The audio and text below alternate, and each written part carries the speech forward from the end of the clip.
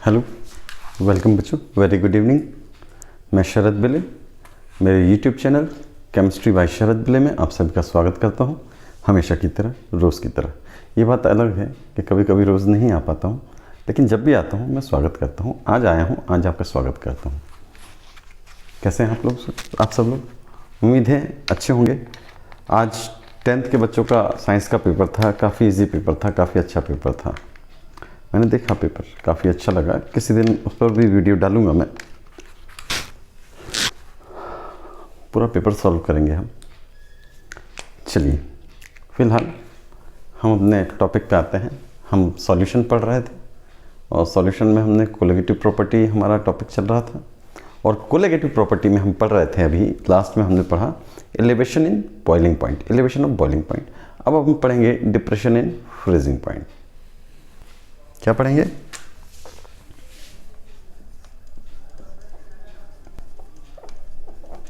Depression in freezing point. अब ये जो हमने लिख दिया है यहां पर डिप्रेशन इन फ्रीजिंग पॉइंट, ये क्या है, क्यों है? एक मिनट, मैं ये थोड़ा सेट कर देता हूं, वरना कॉल आएगी ना तो लफड़ा हो जाएगा, कट जाएगा।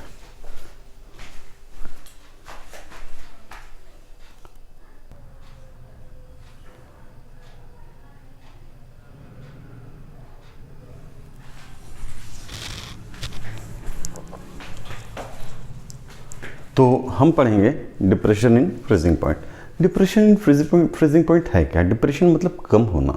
आपने देखा होगा, एक इंसान के बारे में हम कभी बात करते हैं, एक नॉर्मल व्यक्ति होता है और एक जो किसी कारणवश थक गया है, उसकी लाइफ में बहुत सारे उतार चढ़ाव आ गए हैं और बहुत सारे दुखों से वो घायल है बेचारा, सब तरफ से परेशान है और वो अपनी प्रॉब्लम किसी को बता नहीं पाता। तो हम कहते हैं वो अकेला रहने लगता है और नॉर्मल बिहेवियर नहीं करता, वो कमरे में बंद रहता है, किसी से बात करना नहीं पसंद करता, वो एक्टिव नहीं रहता टोटल मिला। तो हम कहते हैं डिप्रेस हो गया, डिप्रेशन में चला गया।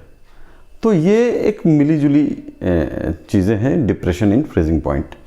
फ़र्क इतना है कि एक आदमी जो है वो एक उसका बिहेवियर जो है एक नॉर्मल इंसान से कम हो गया। एक नॉर्मल मैन जो है उससे उसका जो बिहेवियर है वो कम हो गया, उसकी एक्टिविटी कम हो गई, उसने सोचना आम लोगों से कम कर दिया है और नेगेटिविटी में वो चला गया है। ठीक है, सेम इसी प्रकार से डिप्रेशन इन फ्रीजिंग पॉइंट जो है ये भी क्या है, नॉर्मल फ्रीजिंग पॉइंट से और कम हो जाता है। जब फ्रीजिंग पॉइंट, किसी भी चीज़ का जो फ्रीजिंग पॉइंट है एक्चुअल फ्रीजिंग पॉइंट से थोड़ा जब कम हो जाए तो हम उसे कहते हैं डिप्रेशन इन फ्रीजिंग पॉइंट कहते हैं। सपोज हम एक एग्जाम्पल देते हैं। ऐसा देखा गया है कि मान लेते हैं ये पानी है, नॉर्मल वाटर है, ठीक है, H2O है, और यहाँ पर हमने एक सॉल्यूशन ले लिया है। ऐसा सॉल्यूशन ले लिया है जिसमें एक नॉन वोलेटाइल सॉल्यूट यानी कि NaCl मिला है। ये सॉल्यूशन है, सॉल्यूशन, ठीक है, कंटेनिंग NaCl।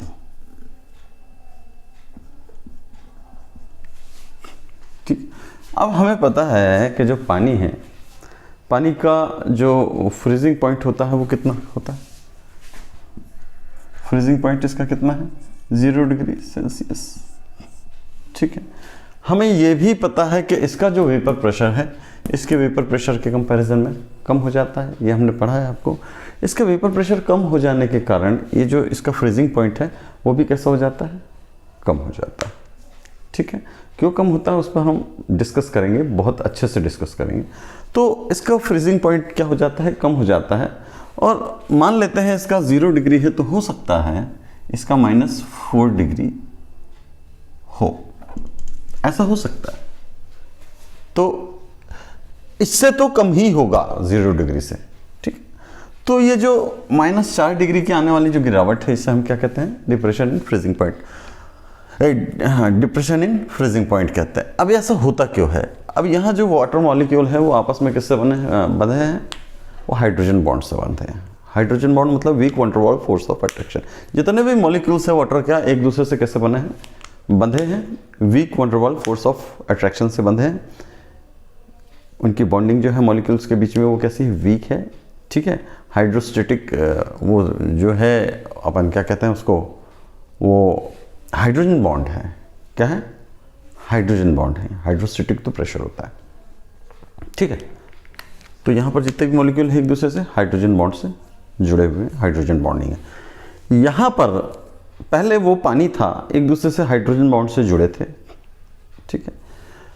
अब आपने जब NaCl डाल दिया तो NaCl उसके अंदर पहले तो घुल गया, टूट गया अपने आयंस में, और उसके बाद उसने वाटर को भी तोड़ दिया और वाटर का भी आयनाइजेशन कर दिया और वाटर के साथ बॉन्डिंग कर ली। कैसी बॉन्डिंग कर ली? आयनिक बॉन्डिंग कर ली, आयनिक बॉन्ड्स बना लिए। यहाँ पर वीक बॉन्ड है इसके कंपैरिजन में, तो यहाँ पर जो मॉलिक्यूल है बहुत फ्रीली मूव करते हैं, बहुत फ्रीली मूव करते हैं। तो सभी जगह पर जो टेम्परेचर है फटाफट 0 डिग्री पहुँच जाता है, सभी मॉलिक्यूल्स में पहुँच जाता है, मूव करते हैं जब वाटर मॉलिक्यूल बहुत तेज़ी से, तो ये जल्दी से जम जाता है। इसके कंपैरिजन में यहाँ क्या है? फोर्स ऑफ अट्रैक्शन ज़्यादा हो गया है मॉलिक्यूल्स के बीच का, ठीक है। तो जब मॉलिक्यूल्स के बीच का जो इंटरमॉलिक्यूलर फोर्स ऑफ अट्रैक्शन है जब ये ज़्यादा हो जाएगा तो इसके मॉलिक्यूल जो इजी मूव करेंगे क्या? नहीं करेंगे। जब मूव नहीं करेंगे इजी, तो जो टेम्परेचर है, जो कम होने वाला जो कम टेम्परेचर है, वो सब मॉलिक्यूल्स तक एक साथ नहीं पहुंच पाएगा, जल्दी नहीं पहुंच पाएगा, तो टाइम लगेगा सभी मॉलिक्यूल्स को फ्रीज होने में, ठीक है। तो इसकी कंपैरिजन में ये ज़्यादा टाइम लेते हैं और इसी कारण से इसका फ्रीजिंग पॉइंट कैसा हो जाता है? कम हो जाता है। बस यही है इसमें। चलिए ग्राफ की हेल्प से समझते हैं हम इसको, फ्रीजिंग पॉइंट को, ठीक है।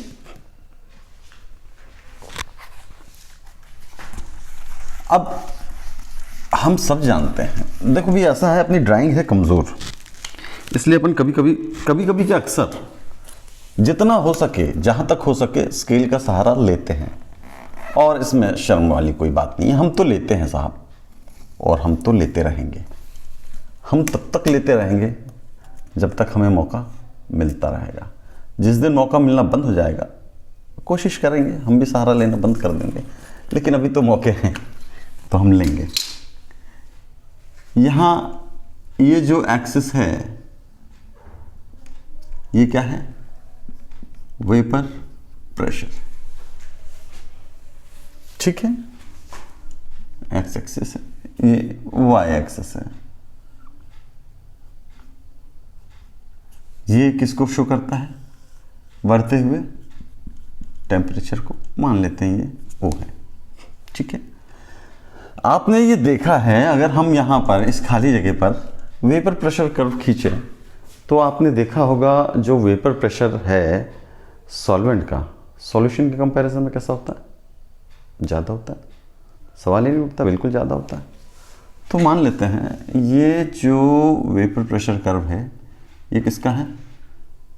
ये प्योर सॉल्वेंट का वेपर प्रेशर ज़्यादा होता है हमेशा। और ये मान लेते हैं हम किसका है? ये है प्योर सॉल्वेंट, सॉल्यूशन का। तो ये किसका है? Vapour pressure curve of solvent या प्योर सॉल्वेंट। और ये क्या है? Vapour pressure curve of solution containing non volatile solute. यहां पर मुझे ज्यादा जगह नहीं है लिखने के लिए, इसलिए मैं नहीं लिखता हूं यार। अब छोटा मोटा आदमी हूं यार, बहुत छोटे स्तर का आदमी हूं, तो जितना हो सके करता हूं। चलिए ये रहा। अच्छा, अब आप देख सकते हैं कि यहाँ पर वेपर प्रेशर कर्व सॉल्वेंट का ज़्यादा है, क्योंकि वेपर प्रेशर सॉल्वेंट का ज़्यादा है। देख लो आप, अगर टेम्परेचर की बात करें, किसी भी टेम्परेचर पे बात करो, यहाँ पे अगर बात करोगे तो ये यहाँ पर वेपर प्रेशर कर्व ये सॉल्यूशन का है, और यहाँ से बात करते हो ये यहाँ पे मिलेगा, यहाँ पर मिलेगा। वेपर प्रेशर किसका ज़्यादा है? हमेशा वेपर प्रेशर सॉल्वेंट का ज़्यादा होता है। सॉल्यूशन का भी होता है, सॉल्यूशन के भी वेपर प्रेशर होते हैं, लेकिन बहुत कम होते हैं सॉल्यूशन के कंपैरिजन में। ये अब देखो, आगे बढ़ते हैं। अच्छा, फ्रीजिंग पॉइंट की बात करें। फ्रीजिंग पॉइंट से क्या समझते हैं? फ्रीजिंग हमेशा याद रखिए, फ्रीजिंग पॉइंट की एक नई डेफिनेशन है, टेक्निकल डेफिनेशन है। अभी तक आप पढ़ते थे कि भाई ऐसा टेम्परेचर जिस पर कोई लिक्विड जो है वो फ्रीज हो जाता है, वो अपनी सॉलिड स्टेट में चला जाता है, उस टेम्परेचर को हम कहते हैं the minimum temperature at which any liquid, ठीक है, becomes solid is called the freezing point of that particular liquid. ठीक है, अब हम क्या पढ़ेंगे? नई डेफिनेशन पढ़ेंगे फ्रीजिंग पॉइंट की। The temperature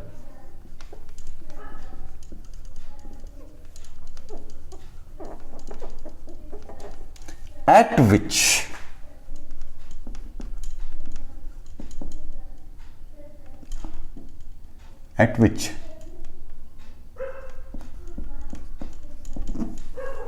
the vapor pressure of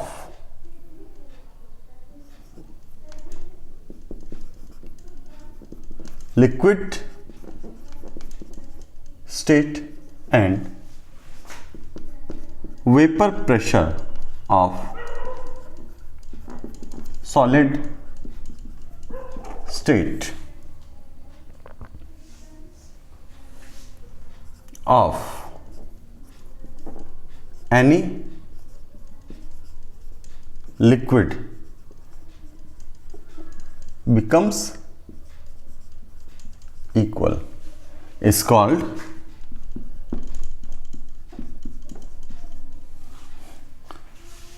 freezing point.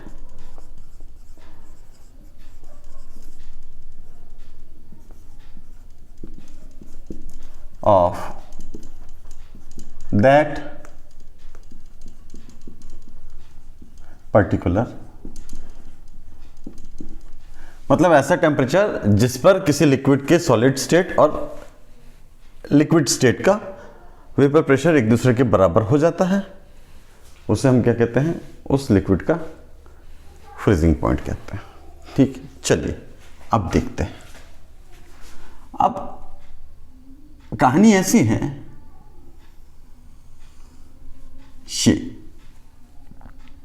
ये है ए बी सी टी और ये रहा ई। यहां पर हमने एक कर्व खींचा है,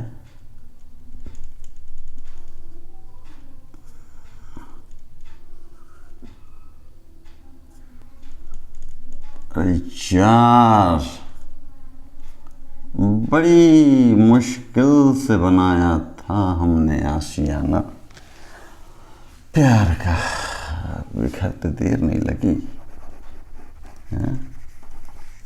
देखो, हम बड़ी मेहनत करके बनाते हैं भाई कोई भी चीज़, क्या है हमसे बनती नहीं है।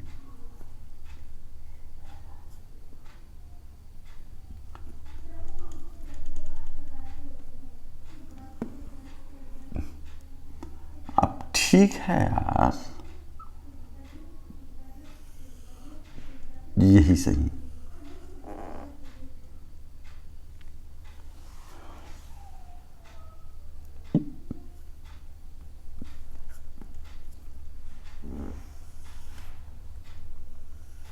ये ठीक है, ये ए, ये बी, ये सी, ये डी। ठीक है, अब यहां पर हम टेम्परेचर की बात कर लेते हैं। तो एक लाइन ये मिल रही है हमको, बी पॉइंट पर एक टेम्परेचर ये मिल रहा है और सी पॉइंट पर एक टेम्परेचर ये मिल रहा है। अब देखते हैं यहां पर ये जो कर्व सी डी है, ये क्या है? H2O। अगर लिक्विड हमने H2O लिया, सॉल्वेंट H2O का, ये जो है ये H2O का CD जो है, यहां लिख देते हैं। कर्व जो CD है ये है vapour pressure curve of liquid state of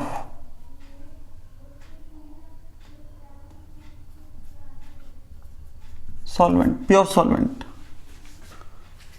थोड़ा बड़ा लिखें, आपको समझने में इजी होगा, क्यों मकसद भी तो समझाना ही है। कर्व CD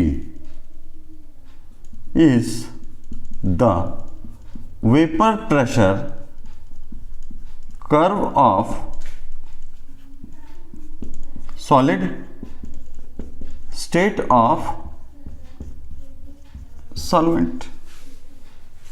कर्व CD जो है ये वेपर प्रेशर कर्व है किसी सॉल्वेंट की लिक्विड स्टेट का। इसी प्रकार से AC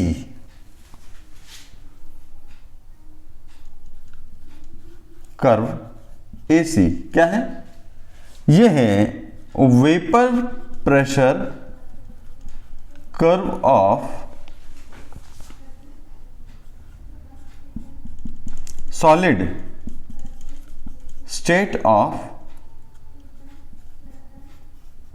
सॉल्वेंट और प्योर सॉल्वेंट। अब देखो AC क्या है? वेपर प्रेशर कर्व है सॉल्वेंट की सॉलिड स्टेट का, और CD क्या है? वेपर प्रेशर कर्व है सॉल्वेंट की लिक्विड स्टेट का। और ये जो पॉइंट CD है ना, ये जो पॉइंट C है, C पॉइंट C एक ऐसा पॉइंट है जहां पर एक जो प्योर सॉल्वेंट है उसके सॉलिड स्टेट और लिक्विड स्टेट का वेपर प्रेशर एक दूसरे के इक्वल हो गया है। इस पॉइंट के उधर जितना भी सॉल्वेंट है वो पूरा लिक्विड स्टेट में है, और इस पॉइंट के इधर जितना भी सॉल्वेंट है वो कैसा है? सॉलिड स्टेट में है।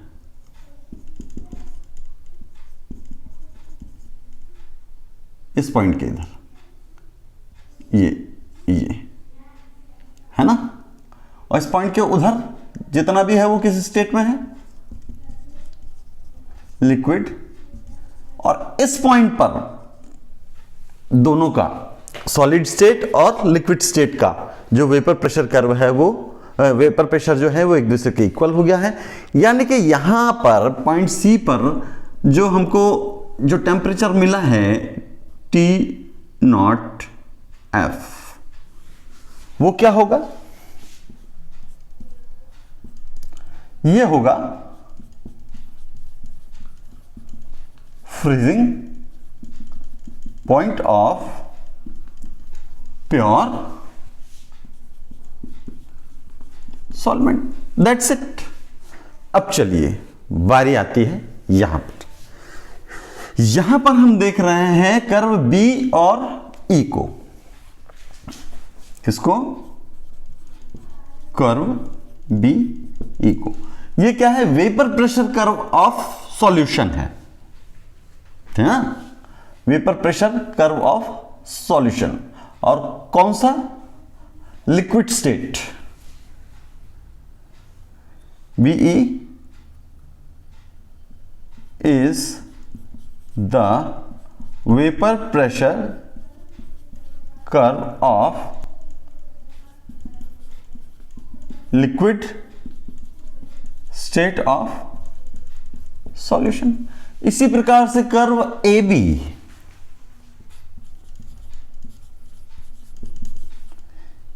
is the vapor pressure curve of solid state of solution। और ये जो पॉइंट B है, B क्या है? B ऐसा पॉइंट है जहां पर एक सॉल्यूशन की लिक्विड स्टेट और सॉलिड स्टेट का वेपर प्रेशर एक दूसरे के इक्वल हो गया है। यानी कि इस पॉइंट पर जो हमें टेम्परेचर मिलेगा TF, ये क्या होगा बेटा? ये होगा फ्रीजिंग पॉइंट सॉल्यूशन का। सो TF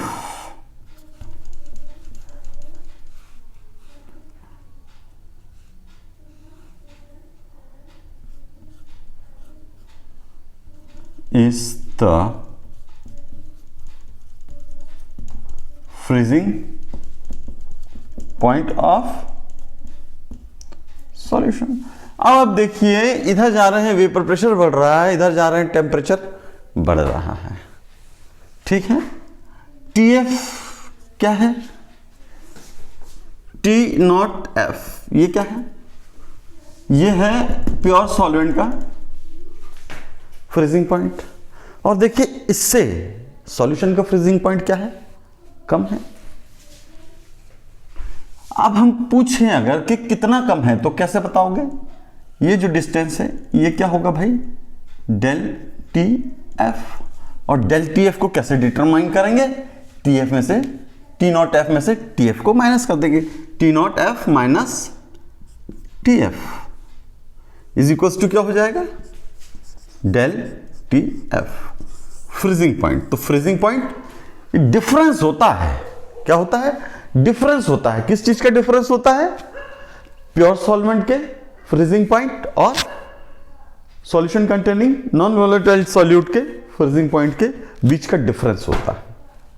the difference between the freezing point of pure solvent and the solution containing non volatile solute is called freezing point, is called depression in freezing point.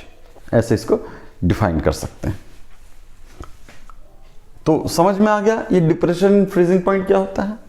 चलो अब हम डिप्रेशन इन फ्रीजिंग पॉइंट की definition भी लिख लेते हैं।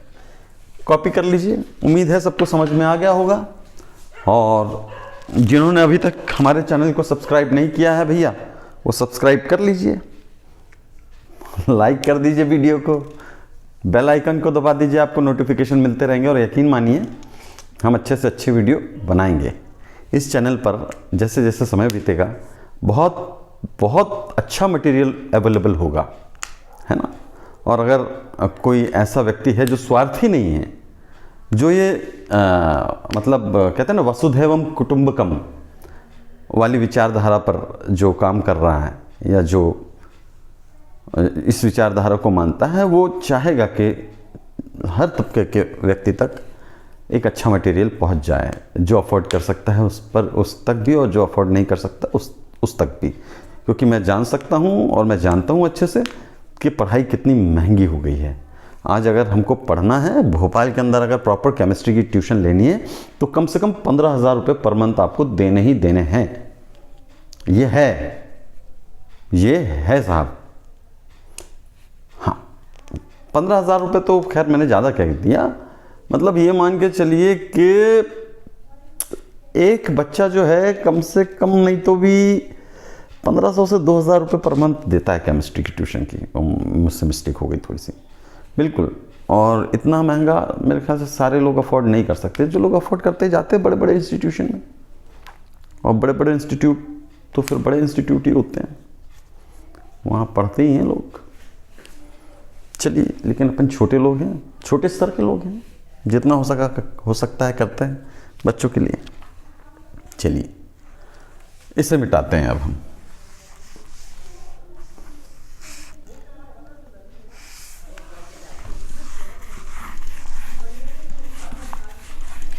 तो depression in freezing point की डेफिनेशन क्या हो जाएगी? Depression in freezing point,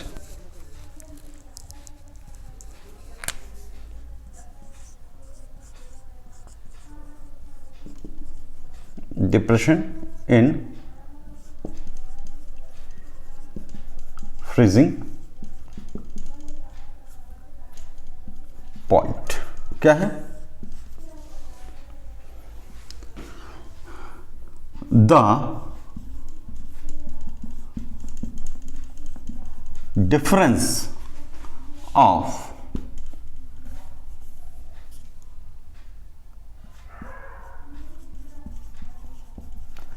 freezing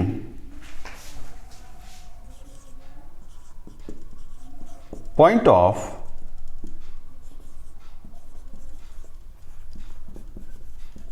pure solvent and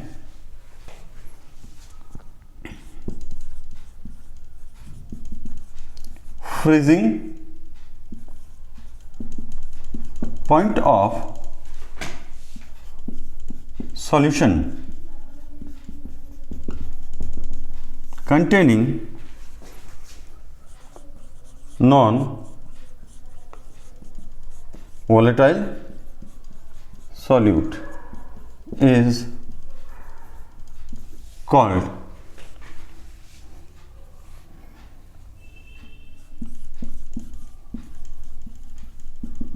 depression in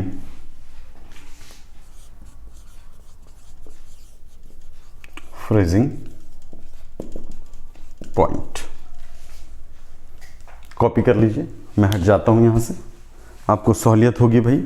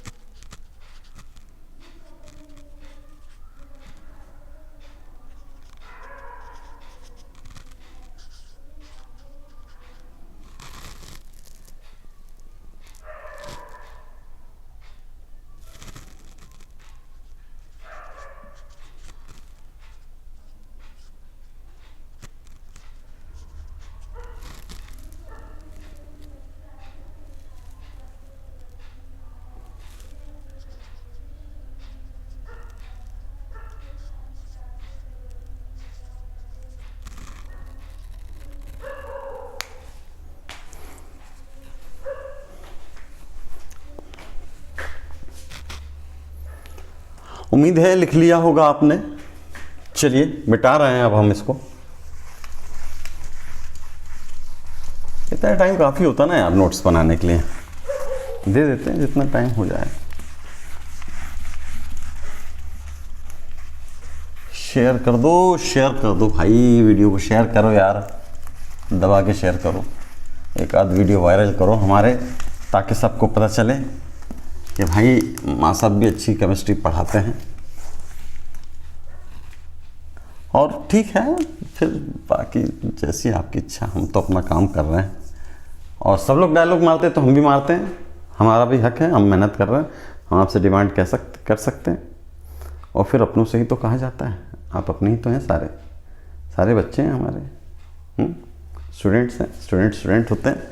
जिस तक भी ये वीडियो जा रहा है उससे मेरी रिक्वेस्ट है कि चैनल को सब्सक्राइब करें और ज़्यादा से ज़्यादा शेयर करें वीडियो को, बेल आइकन को दबाएं ताकि नोटिफिकेशन मिलता रहे। अब अगला जो क्वेश्चन है वो आता है, prove that depression in freezing point is a colligative property।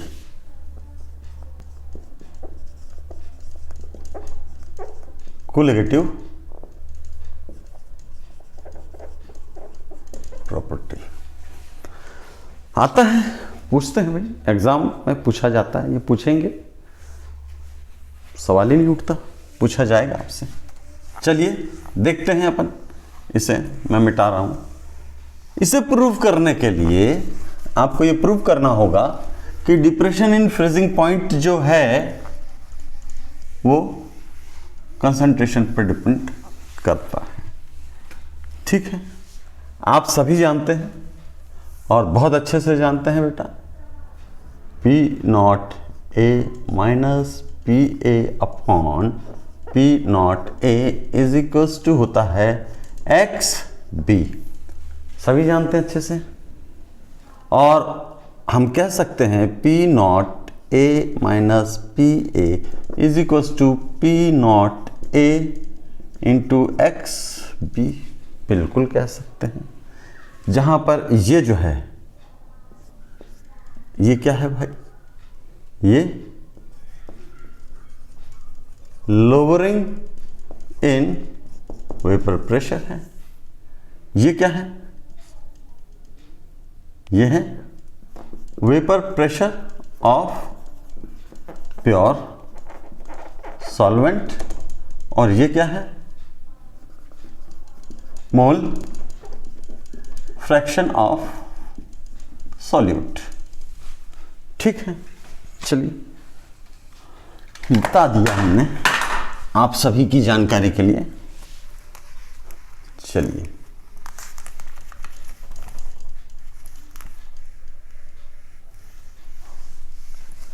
अब इसे क्या दिखाओगे? ये क्या है? डेल पी तो है, is equals to P not A into x P. P not A क्या है? Vapour pressure of pure solvent. Pure solvent का वेपर प्रेशर कांस्टेंट होता है, तो del P is directly proportional to x B हो जाएगा। क्यों? क्योंकि हमने कांस्टेंट हटा दिया। ठीक है, ये हमने कल भी देखा था। अब आप देखें, ये जो डेल पी है ये इक्वल्स टू होता है डेल टी एफ के, मतलब डिप्रेशन ऑफ फ्रीजिंग पॉइंट के। क्यों? क्योंकि जैसे जैसे जितना वेपर प्रेशर कम होगा, है ना,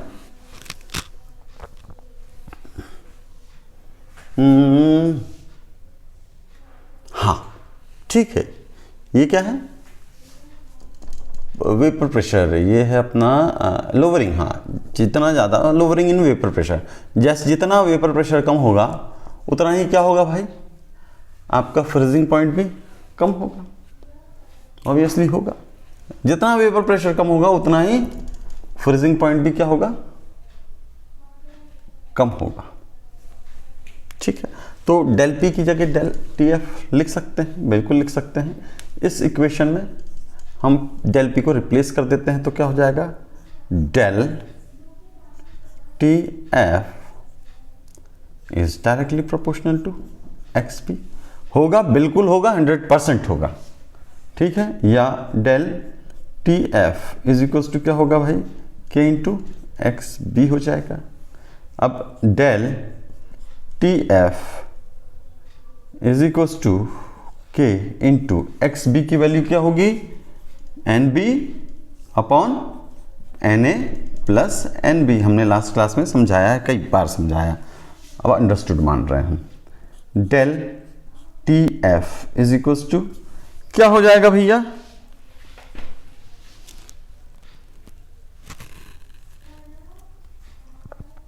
हाँ, del T F is equals to N B की वैल्यू क्या हो जाएगी?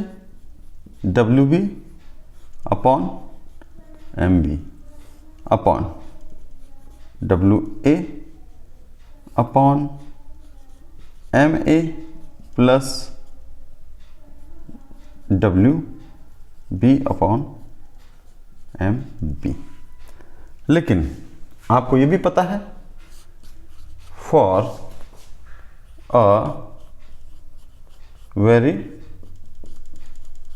Dilute solution W B upon M B, मतलब number of moles of solute, is very very very less than W A upon M A. So it should be neglected in denominator. Neglect कर देते हैं, so it should be neglected. चलो इसको neglect कर दिया तो क्या होगा? Del T F is equals to WB upon MB upon WA upon MA। और एक चीज जो मैं यहां भूल गया वो है constant. Del T F is equals to K into, ठीक है, आगे बढ़ते हैं। Del T F is equals to K into W B upon M B into M A upon W A. क्यों? क्योंकि अभी ये अपॉन में है, जब ये मल्टीप्लाई में जाएगा तो जो न्यूमरेटर है वो डिनोमिनेटर में और जो डिनोमिनेटर है वो न्यूमरेटर में कन्वर्ट हो जाएगा। इसको देख लो, W B upon M B क्या होता है, del T F is equals to K into N B number of moles of solute into M A upon W A. ठीक है, del T F is equals to क्या हो जाएगा भाई, K into M number of moles of solute present in 1 kilogram of pure solvent. W क्या है, mass of pure solvent है, is equals to molality of solution into M A. Copy कर लीजिए यहां तक।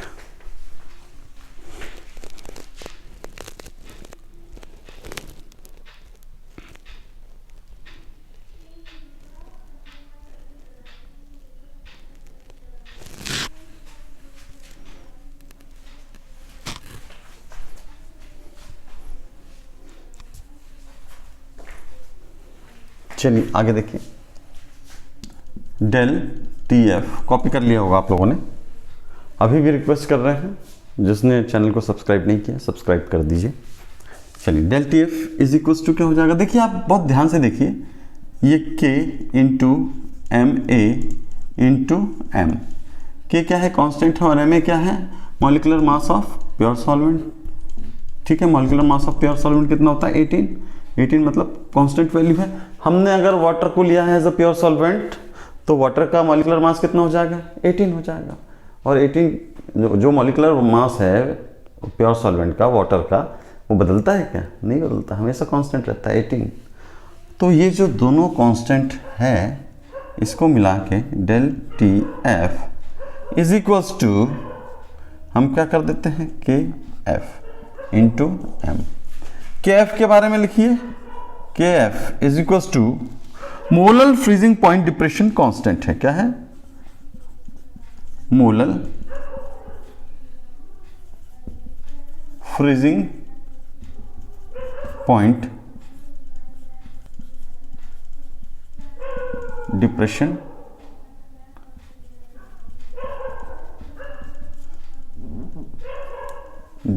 कांस्टेंट है। और आप कह सकते हैं क्रायोस्कोपिक, मोलर क्रायोस्कोपिक कांस्टेंट है, क्या है, मोलर CRYOSPIC क्रायोस्कोपिक कांस्टेंट ये है। ठीक है, अब अगर आप इसको हटा दो तो डेल टी एफ यानी कि डिप्रेशन इन फ्रीजिंग पॉइंट क्या हो जाएगा, डायरेक्टली प्रोपोर्शनल हो जाएगा मोलैलिटी के, which is a method of expression of concentration. यानी कि ये मोलैलिटी पर डिपेंड कर रही है, मतलब कंसंट्रेशन पर डिपेंड कर रही है। मोलैलिटी बढ़ जाएगी तो ये भी बढ़ जाएगा, और मोलैलिटी कम होगी तो ये भी कम हो जाएगा। Hence it is a colligative property. बहुत सिंपल सी बात है, बहुत आसान बात है ना। चलिए कॉपी कर लीजिए, और हम चाहेंगे कि आप चैनल को सब्सक्राइब कर दीजिए। आदत हो गई अब बोलने की, हकीकत बताएं, सब बोलते हैं, हमें भी आदत हो गई बोलने की। और क्या बुरा है अगर बोलने लगे हैं हम, तो पहले कम बोलते थे, अब ज़्यादा बोलते हैं। अभी समय बीतने दो, बहुत बोलेंगे हम, इतना बोलेंगे कि मज़ा आ जाएगा आपको, आप कहेंगे।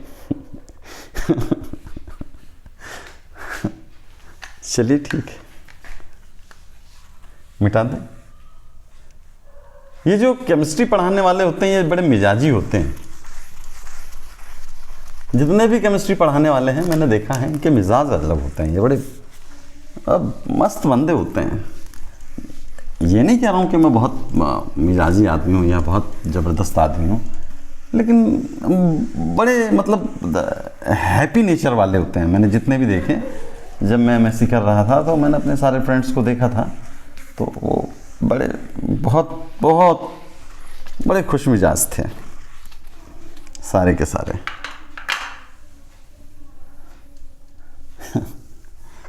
बहुत सारी कहानी है। जब कभी मूड बनेगा तो डिस्कस करेंगे, अभी तो पढ़ाई का टाइम चल रहा है। खूब अच्छे से पढ़ाई करो यार। बहुत सारे सपने जुड़े हैं आप लोगों से, आपके पेरेंट्स के। कर्जदार हो आप उनके, इस देश के भी कर्जदार हो, और वो कर्ज तब उतरेगा जब आप पढ़ाई अच्छे से करेंगे, क्योंकि इंडिया एक ऐसी कंट्री है जहाँ पढ़ाई काफ़ी अच्छी है और काफ़ी सस्ती है। हकीकत है, इसलिए पूरी दुनिया भर से लोग यहाँ आते हैं पढ़ने के लिए। अब आप कहेंगे कि सर इंडिया से बाहर भी जाते हैं लोग पढ़ने, तो मुझे नहीं लगता बाहर जो जाते हैं वो लोग कोई अक्लमंदी का काम करते हैं, क्योंकि बाहर जाके पढ़ाई करके आने के बाद भारत में उनको फिर कई टेस्ट देने पड़ते हैं और वो क्लियर करने पड़ते हैं, तब जाके भारत में उनको सफलता मिल पाती है। इंडिया की पढ़ाई को पूरी दुनिया में मान्यता है, सब जानते हैं कि इंडिया की पढ़ाई टॉप मोस्ट लेवल की है और काफ़ी सस्ती है। तो कर्जदार हैं आप भारत के भी, आपको ये कर्ज उतारना है, इसलिए पढ़ाई करना पड़ेगा। चलिए next,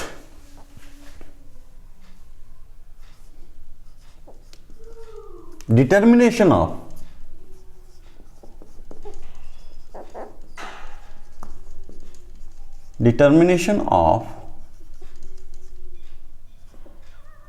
molecular mass of solute.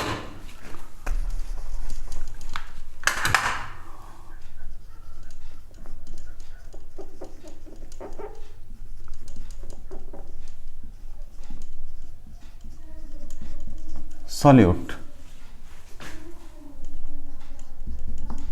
with the help of